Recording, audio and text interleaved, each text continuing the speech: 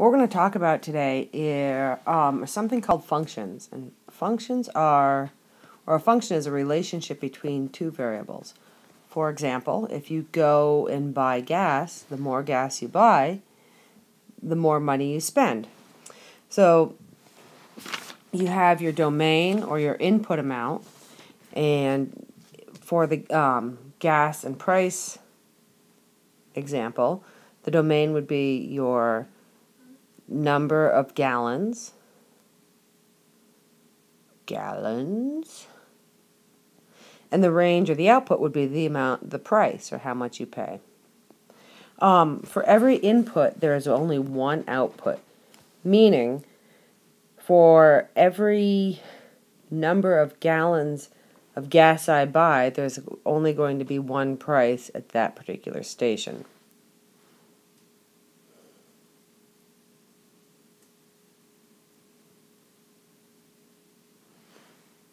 So, okay, apparently this is not going to go to the next slide. So let's see here. For 1 gallon of gas, I'll pay $3.99. For 2, I will pay $7.98, and on and on and on. So a mapping diagram can represent functions, and a mapping diagram can look like this.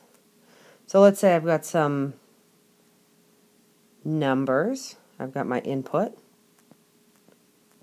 and I've got my output.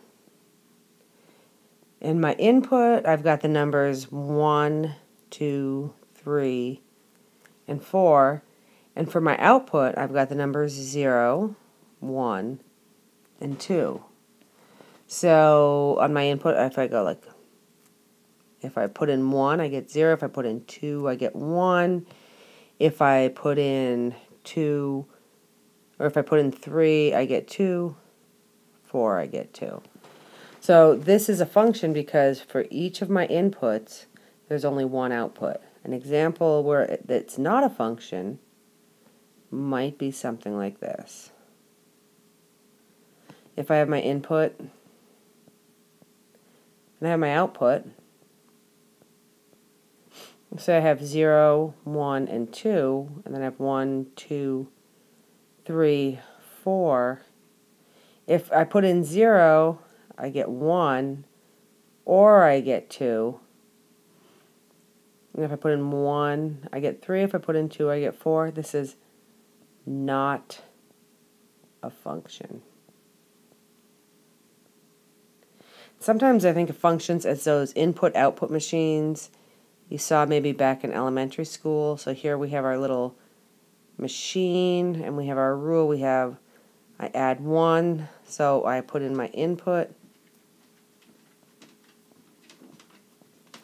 and out comes my output.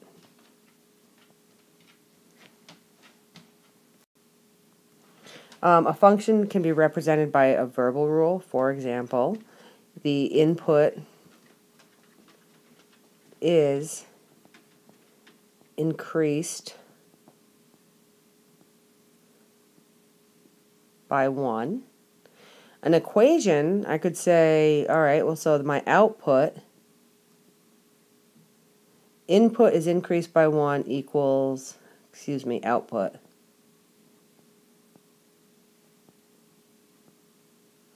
So I can say my output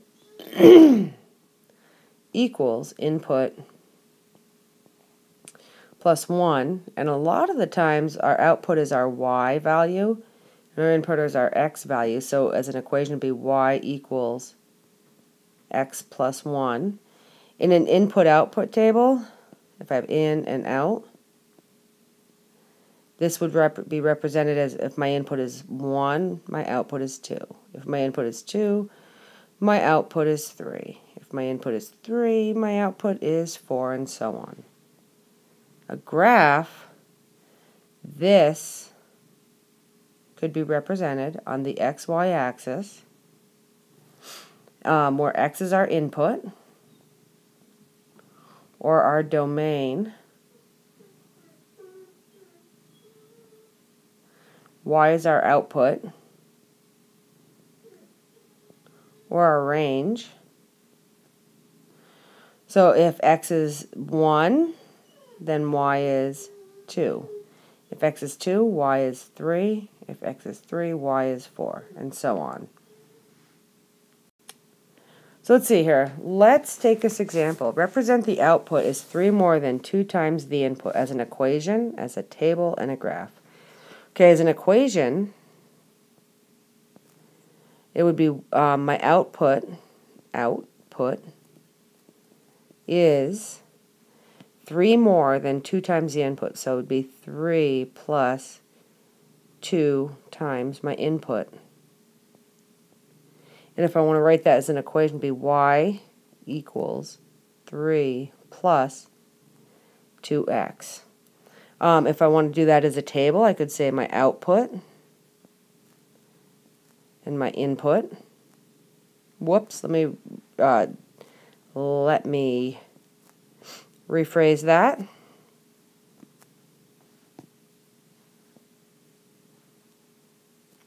If I want to say my input and my output, that's better. So if my input is 0, then I have 2 times 0 plus 3. My output is 3. If my input is 1, I have 2 times 1, which is 2. 2 plus 3 is 5. If my input is 2, I have 2 times 2 is 4. 4 plus 3 is 7.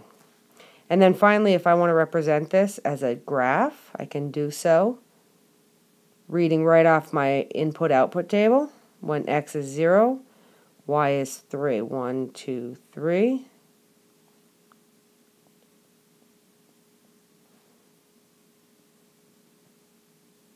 When my input is 1, my output is 5. So it would be right there. And when my input is 2, my output is 7. So it would be right there. So there I have, no, that goes right into my input, doesn't it? There I have my function. The output is 3 more than 2 times the input as an equation, as a table, and as a graph.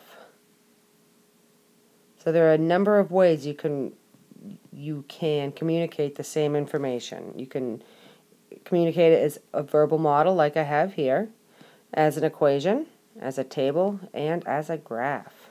What I would like you to do is I would like you to take a shot at writing the output is the input increased by 3 as a table, as an equation, and as a graph. Good luck, and I will see you in class.